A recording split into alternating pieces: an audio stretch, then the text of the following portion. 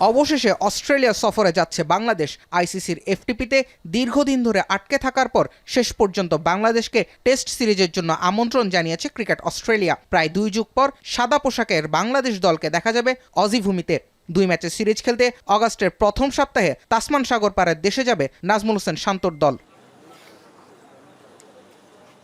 সবশেষ 2003 সালে পূর্ণাঙ্গ সিরিজ খেলার সুযোগ পেয়েছিল বাংলাদেশ।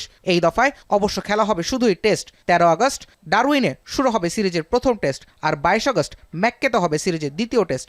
এই সিরিজ দিয়েই এবারে অস্ট্রেলিয়ায় ক্রিকেট মৌসুম শুরু হচ্ছে।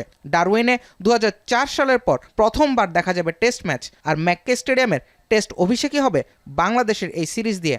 অস্ট্রেলিয়ার 12তম টেস্ট ভেন্যু হবে এটি। যদিও এই সিরিজে সিডনি, মেলবোর্ন কিংবা পার্থের মতো বড় স্টেডিয়ামে খেলার সুযোগ পাচ্ছে না বাংলাদেশ।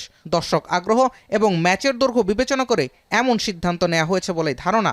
অস্ট্রেলিয়ার বাউন্সি উইকেটে বাংলাদেশ পুরো 5 দিন খেলতে না পারলে বড় স্টেডিয়ামগুলোয় টিকিট বিক্রি নিয়ে বেগ পেতে হবে ক্রিকেট অস্ট্রেলিয়াকে।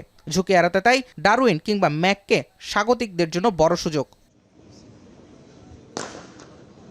এমনকি অস্ট্রেলিয়ার নিয়মিত ক্রিকেট গ্রীষ্মেও খেলার সুযোগ পাচ্ছে না বাংলাদেশ।